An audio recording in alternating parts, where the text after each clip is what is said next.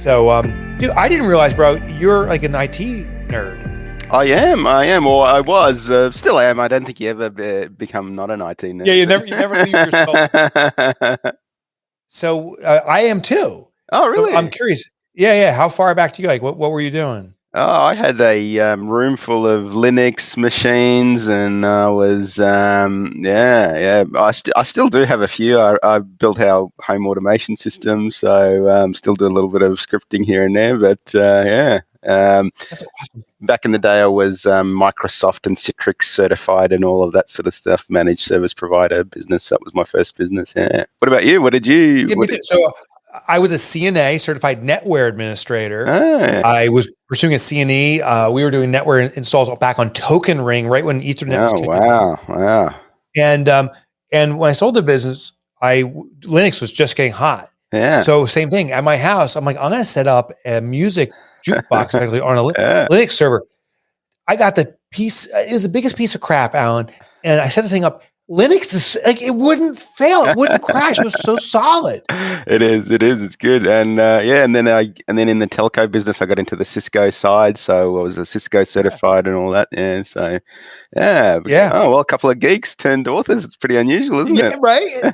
Not a common journey. What happened to that business that you had? Yeah, I ended up growing it and selling it. And the second business was the telco business. We grew that, and 4 years later, we were in the top 100 fastest growing companies in Australia. So sold that as well. So yeah. That's all. So you have 2 exits. 2 exits. Yeah. 2 tech exits. It was a lot of fun. But yeah, this is fun too. Yeah. I got you. So just me too. 2 exits. Yeah. Both in tech services. One was the network integration. Yep. And the other one was I did computer forensics, computer crime investigation. No, telecommunications. So no, I'm saying me. Oh, you. Okay, right. Wow. I investigated. There was a sale of a telecom company in Australia. It was our biggest criminal event. What inspired you to become an author? Actually, I never thought of myself as an author. I still really don't. It was just I had the one-page marketing plan as a process long before I had the book, and it was working so well for my clients. I thought, I've got to get this out to the wider world, and obviously a book is a really good authority tool. But so I don't know if I'd still identify as an author. I guess I have to, but yeah. That's funny. I mean, because your book's success is nothing short of extraordinary. I mean, it's done well. It's the top 1 or 2,000 books in the world. Yes. Top 1 or 2,000 selling books in the world for years. Yes. It's a perennial bestseller. Yeah. What do you attribute that to? Particularly if you don't think or feel that you're an author. Why is it such a successful book? I've treated it like a product and a product launch. So it's like, a lot of authors, they spend 3 years writing a book and then 3 months promoting it, a little bit of a pop, and then next book kind of thing. Like the marketing's almost like a dirty part, So yeah, that's the way I view it, and we put more resources into marketing it now than we ever have. I mean, I've got now a team of 12 people that our whole job is getting the book and the message out there and the one-page marketing plan, and I'll do that for the rest of my life, maybe. I don't know. Who knows? So okay, you treat it like a product. I've read your book. I love it. It simplifies the whole concept of marketing. Are you using effectively the one-page marketing plan to market the book? Very much so. So we've got our own one-page marketing plan, and the beauty of the one-page marketing plan, the reason why I created it was because I wanted people to be able to have a practical plan that they can update any time that they want. And so as we get better and more information over time, we update that plan, and we update our messaging. We sometimes pivot our target market, or whenever we're doing a launch, any and all of those things. Why do most business owners, small business owners in particular, why does our marketing fail? Actually, let me rewind that. Why do we not even market in the first place? It seems like most people are relying on referrals. Yeah, I've seen that a lot. So people kind of view themselves as, or it's kind of that lie we've been told from Silicon Valley. It's the best product or the best service wins automatically, and we know that that's not true. So we know that the best product or best service doesn't win every time. I mean, sometimes they do, and that's great. That's luck. But I wish the most deserving products, the most deserving people in our society got paid the most. But we know nurses and firefighters and frontline workers, they're not the highest paid people in our society, So, Right. so it's not the most deserving. I heard a good quote. It's we don't get what we deserve, we get what we negotiate. So, uh, so Yeah. very much applicable to business owners is really becoming someone who positions yourself as a marketer. So I'm a marketer first, not an IT guy. I'm a marketer first, not a doctor, not an accountant, not a butcher, baker, candlestick maker, whatever it is. So position yourself first as a marketer, because here's what we know. We know that the best marketer wins every time, not the most deserving product, not the most deserving business, but the best marketers win every time. And so that's a real mindset shift that I needed to have in my first business. So are business owners just assuming because they're doing the best of themselves out there that that's going to win business? Yeah, and I had that assumption in my first business as well, and that kept me broke and struggling for a long time. I was an awesome IT guy, and I was certified in everything, as we've already discussed. And in fact, I had some of my competitors would hire me to train them on the latest stuff, the latest Linux, the latest FreeBSD, the latest all of this sort of stuff, and they were doing far better financially than me. And I'm like, what is going on? I'm certified. I'm Right. better.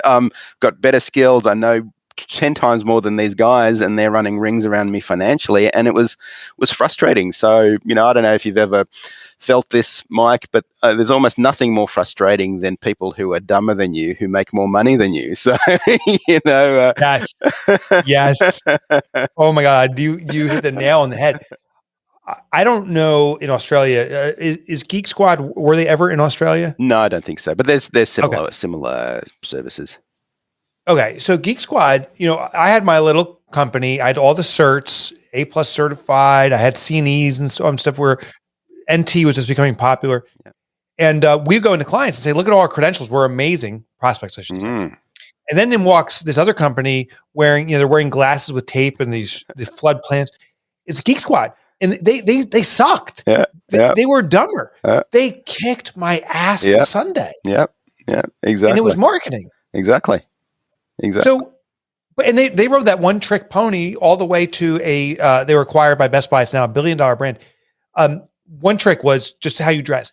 Can marketing really be that simple? Does it only require one powerful, consistent marketing message? How do we set up a winning marketing plan for our businesses?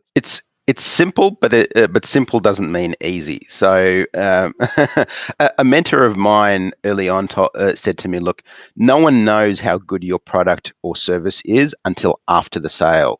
Before they buy, they only know how good your marketing is." And so you need to become a marketer of your products and services. So for me, that was a real mindset shift. And so then I understood that having a great product, having a great service is really a customer retention tool. But before customer retention, we need customer acquisition. And so becoming a master at customer acquisition is really the master skill of business. I mean, if we learn nothing else in business, learning that one skill will just cover a multitude of other sins. So, if you get 10% better at negotiation, great. If you get 10% better at financial analysis, that's great. That'll give you an incremental lift. But getting 10% better at marketing can give you an exponential lift. And so that's something that I learned, maybe not early enough in my first business, because I call it expensive experience. I spent probably a decade in the wilderness trying to learn this stuff. And,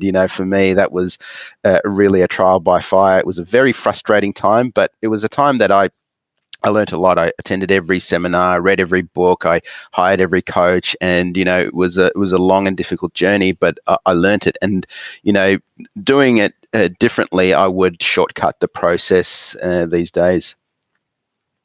Okay. So why don't you give me the shortcut? I want to improve my marketing by 10%. Where does someone get started with trying to figure out where to get started? Well, I'll tell you what I do now. Whenever I want to get good at something, so for example, recently I started to take my health and my nutrition and my weightlifting very seriously. And so I hired the best guy that I know to show me the shortcuts so that I don't have to spend years in trial and error. So I do the same thing now, both from a marketing and a business perspective. If I've got a business problem I want to solve, I hire the best guy in the field. I pay once, I cry once, and then I get on with it. Whereas I tried to do it the DIY way, and there's nothing wrong with that. I mean, when you're starting off, especially when funds are low, you've got to do what you got to do. But whenever it's possible for you, hire the person in your field who can show you the shortcuts, because it'll save you, in a lot of cases, years and hundreds of thousands, maybe even millions of dollars, depending on what scale you're operating in now. So to me, that's such a great shortcut, just finding the person in that field who can really help you.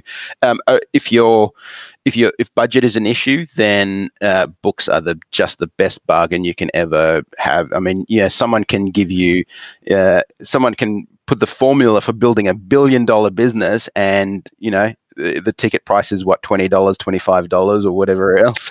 It's incredible. It kills me as an author because it is your life's learning and work put into it. It's a download of your brain. Yeah. And the way people assign value or ascribe value is very peculiar. A book, $20, and you'll try to buy it. But attend a webinar, I'll spend $5,000, yes. and it's scant in knowledge compared to the book. Yes. It's unbelievable.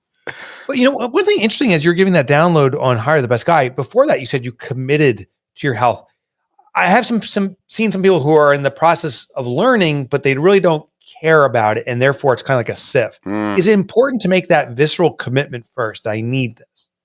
It's not just the commitment, it's how you identify yourself. So, I think of myself now as a weightlifter. Now, if I'm a weightlifter and I don't lift weights 3 times a week, I can't really call myself a weightlifter. So if you call yourself an author, Mike, and you are an awesome author. Now, if you didn't write, we would have trouble calling you an author, right? So, right, that's right.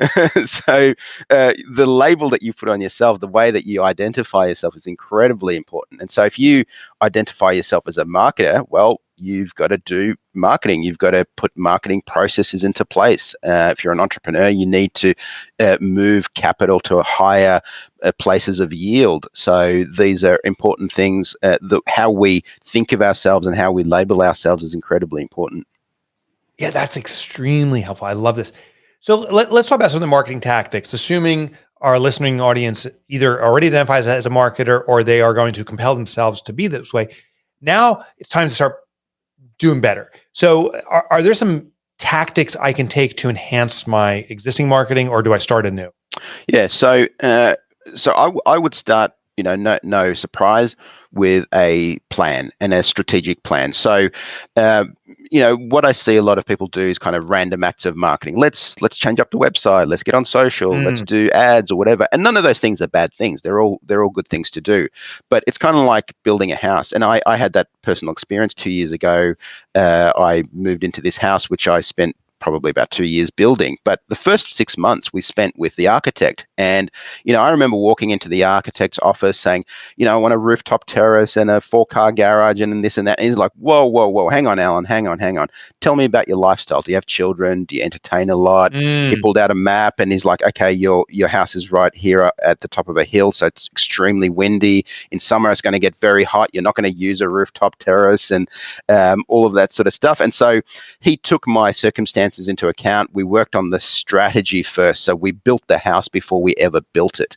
And so that's step one, is really get your plan into place, dial in your messaging, dial in your target market, get all those things right. And then now, great, let's deploy some of the tactical elements. Let's do the Google ads, let's do the SEO, let's do all of that sort of stuff. But a lot of people start with that stuff, which kind of leads to bright, shiny object syndrome. So we tried a little bit of this, didn't work. Tried a little bit of that, sort of worked. And so getting the blueprint right, building it before you build it, is incredibly important. Had we just started laying bricks randomly and digging a pool here or there, would have had a disaster, right? So as it was, we had a plan to build the house, and it still didn't go super smoothly. But better than the alternative. But better than the alternative, of course.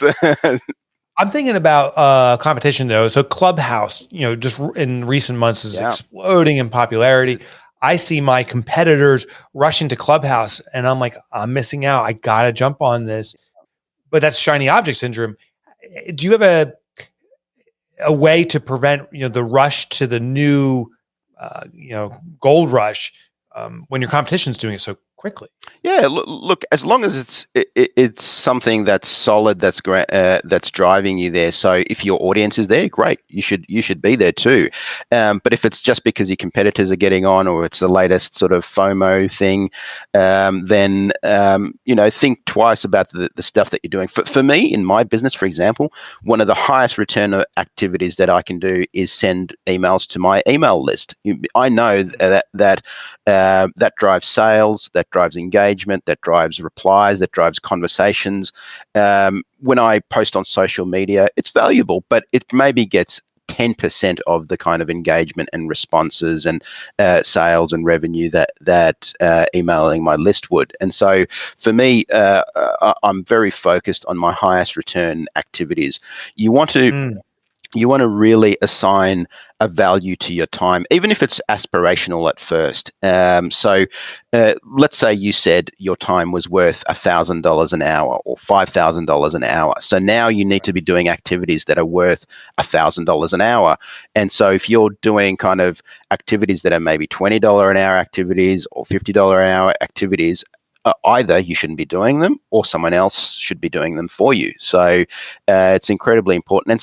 And when we're starting off, that hourly rate may be aspirational, but you'll never get there unless you kind of assign a value to your time.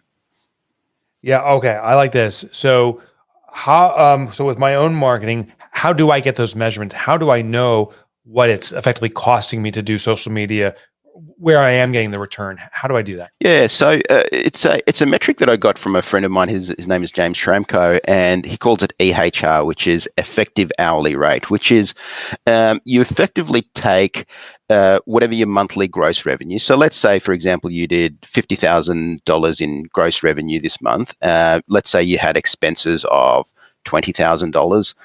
So you're left over with $30,000 of gross revenue that month. And so this is cowboy math, so this is not Yeah. not exact. So, and let's say you worked 160 hours that month, so approximately 40 hours a week. So you've now got an effective hourly rate of $187.50. So that's kind of giving you a metric of what your time is worth right now. Now you may want to push that up, and you probably do want to push that up. And so you want to be doing things that are above $187.50. So and if anytime you find yourself doing things that are below that, you've got to catch yourself and either not do it or have somebody else do it. And that can even apply to your personal life. So, for example, for me, it would be insane to mow my own lawn or clean my own house or wash my own car unless you personally enjoy those activities. Like if gardening is fulfilling or something like that, which to me it's not. So it makes no sense for me to do that sort of stuff because I can hire someone for well below my effective hourly rate to do that stuff. And the same applies in my business. So we've got marketing processes within our business. So, for example, reaching out to relevant podcasters, replying to people on social media, all of those sorts of things. Now, unless those things need to be handled by my team because it's below my effective hourly rate. And so that's how we're going to push up our effective hourly rate. If we have a number in mind that's current, and then maybe a number in mind that's aspirational. A really, really important metric. I do use that with all of my clients, and it's something that's served me really well.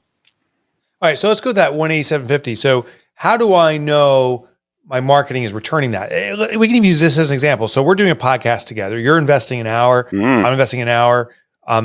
How do you know that this is worth?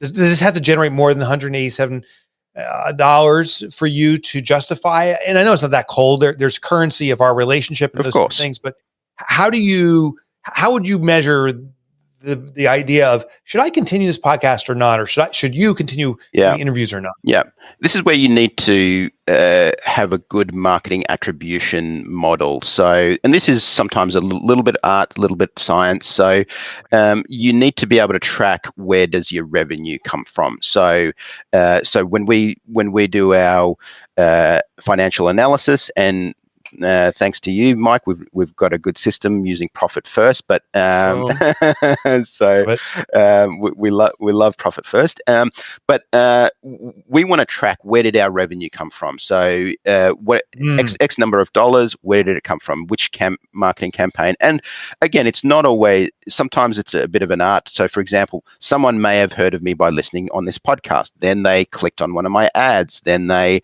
interacted with some other piece. So how do we attribute that? Google, for example, uses last click attribution, whereas other models are first click, and so you might divide that up. So it's important to speak to your customers or have a way of tagging your revenue and tracking that. And now a lot of the software that's out there makes this a lot easier. There's analytics software that's out there that can really help you track the source of your revenue, what's working and what's not working. So if I see that the bulk of our revenue is coming from email marketing or from Google ads or whatever else, it makes sense to double down on that, and whatever time and money and energy that you're investing in that is getting you a return, and spending the time on that. So for me, for example, it makes a lot of sense to appear on other people's podcasts like I am now, because it increases my audience. I'm able to reach and serve more people. I'm able to connect with people like yourself, Mike. And so to me, that's a valuable use of that time. So tell me about the analytical software. I don't know if you have any recommendations. I'm actually looking into this now, but beyond Google, is there stuff that you recommend? Yeah, there's one that's very, very good. It's called Wicked Reports. So that can really track a lot of what you're doing across multiple channels.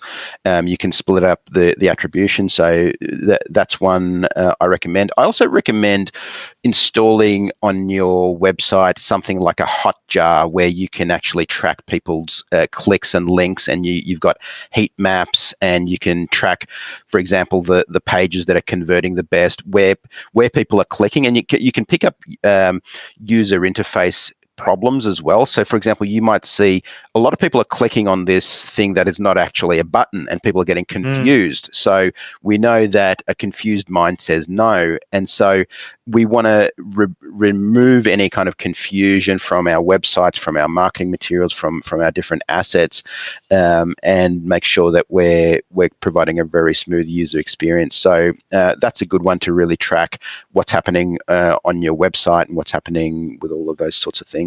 If you're running an e-commerce store, so something like a Shopify and various plugins into Shopify will help you track different different campaigns and things like that. There's a plugin into Shopify called Klaviyo that will help you track your email marketing and which campaign is working best and those sorts of things. I don't run an e-commerce store, but I've got a similar application called Entreport, which is my CRM system, and I can track which emails have the best open rates, which have the best click-through rates, which emails get replies and conversations. So there's a lot of software out there that will help you do that. And a lot of people ask, what's the best CRM system or what's the best reporting system? The best one is the one that you'll actually use. So so that you can, don't worry about the best one, worry about the one that will work for you and your business. And most of them offer trial periods and allow you to test them. So give them a try, or if you're not a technical person, get your tech gal to implement that on your website, and start tracking. And start tracking one or two metrics. You don't have to have a full dashboard where you're tracking every dollar, but start tracking the big stuff, and then you can improve it over time and have it get more accurate. While we wrap on this, there's hundreds of thousands of people who've read One Page Marketing Plan and you implemented it.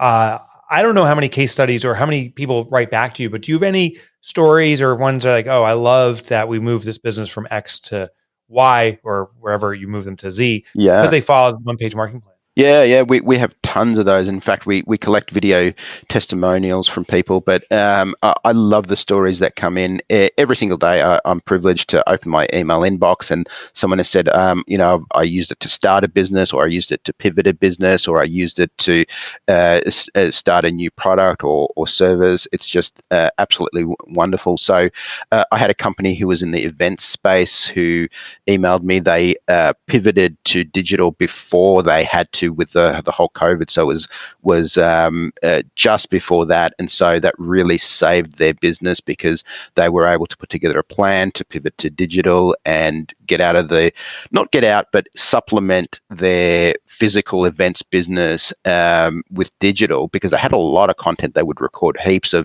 content from their events, and my advice was to them, hey, monetize this content and create either a membership or split it up into courses that you can sell on a digital platform, because they had this great archive of content, and they never really monetized it beyond the physical events. So it's highly likely that everyone listening here has some kind of asset in their business that's underutilized. I love the J. Abraham philosophy on yield. So thinking of maximizing the yield in your business. So a lot of times in business, we think of, revenue minus expenses equals profit, right?